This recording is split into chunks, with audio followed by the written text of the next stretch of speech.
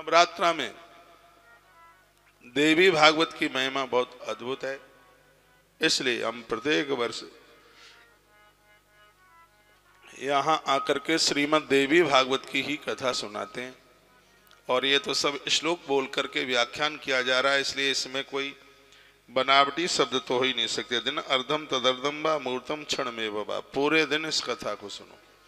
इतना टाइम ना हो तो आधा दिन सुनो, इतना भी टाइम ना हो तो चौथाई दिन सुनो, उतना भी टाइम ना हो तो एक घड़ी सुनो, उतना भी आपके पास टाइम नहीं है तो आप एक क्षण सुने, उतना भी टाइम नहीं है तो आंख का पलक ऊपर से नीचे गिरे इतनी देर के लिए सुने, इतना भी टाइम नहीं है तो भगवान को फिर बोलिए कि भगवान अगले जन्म में पशु बना देना, इंसान न बनाना।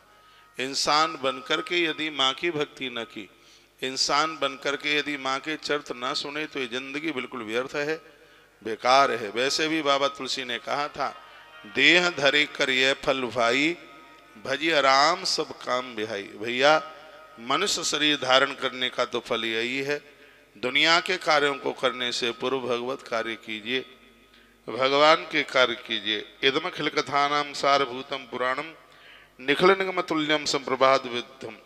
सूर्य के सम्मुख जाते ही अंधकार समाप्त हो जाता है। श्रीमद् देवी भागवत के ग्रंथ में कथा में सुनते हुए परिसर में बैठते ही पाप उसी प्रकार से बिल्कुल समाप्त हो जाते हैं। कृतकृत्यो भवेन मर्त्यो देव्या प्रीतमो हीशा। कहा जाता है कि महादेवी का परम अद्भुत प्राण सुनकर मनुष्य कृतकृत हो जाता है और वह भगवती का माता जगदम्बा का बहुत प्रिय हो जाता है।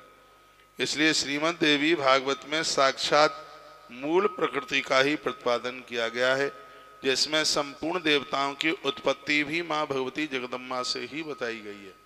ये माँ है तो संपूर्ण देवता हैं, देवताओं की मृत्यु भी होती है, लेकिन माँ भगवती अजन्मा है, ये इसकी कभी मृत्यु नहीं होती, ऐसा इस ग्रंथ में लिखा है।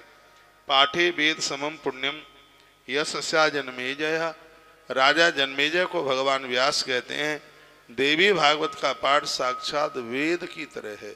चारों वेदों का पाठ करने से जो फल प्राप्त होता है, सिर्फ एक अक्षर श्रीमद् देवी भागवत का उच्चारण कर लें उतने फल की प्राप्ति हो जाती है। इसलिए मैं संपूर्ण देश के महान भावों को कहना चाहूँगा, आप अपने कार्य में कितने भी व्यस्त क्यों ना हो, अब के बार इस नवरात्रा में पूरी श्रीमद् देवी भागवत की कथा को आप चैनलों के माध्यम से, टेलीविज़न के माध्यम से जैसे भी आप सुन सकें, इस कथा को जरूर सुनिएगा। और मैं भी व्यासपीठ से श्रीमद् देवी भागवत जी की कथा मैं बड़े प्रमाण के साथ और ग्रंथ का सहारा लेकर के ही कहूँगा। मेरे कोई मित्र हैं देवी भागवत में, वो अभी नवरात्रा में वो राम कथा करने के लिए जा रहे, तो मेरे पास कल उनका फोन था। वो कहते हैं कि बड़ा मन है कि देवी भागवत की कथा नवरात्रा में सुनाएं, पर हिम्मत नहीं है कि हम कथा कह पाएंगे कि नहीं कह पाएंगे। मैंने कहा माँ का सहारा लीजिए, इतनी अद्भुत कथा हो जाएगी, आप ये कहोगे कि चमत्कार हो गया है, कमाल हो गया है। क्योंकि वाणी की मालकिन तो माँ है, माँ की कृपा से तो वाणी खुलती है। या देवी सर्वभूतेषु शब्द रूपेण संस्थिता, ये शब्द तो प्रकट ही यहीं से होता है।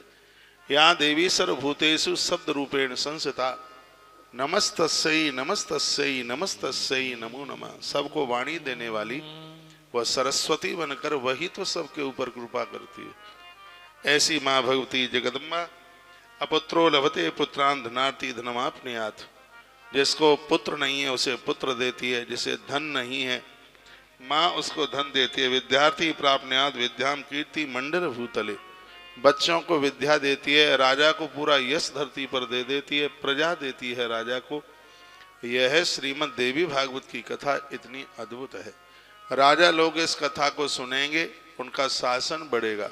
व्यापारी लोग सुनेंगे, उनका धन, उनका व्यापार बढ़ेगा। और बड़ी अच्छी बात कही है, यदि बच्चे इस कथा को, विद्यार्थी लोग सुनेंगे, कथा को पढ़ेंगे, विद्यार्थी प्राप्नुयोत विद्या, विद्यार्थियों को विद्या प्राप्त होगी। यह इतनी अद्भुत कथा श्रीमद् देवी भागवत की कथा है।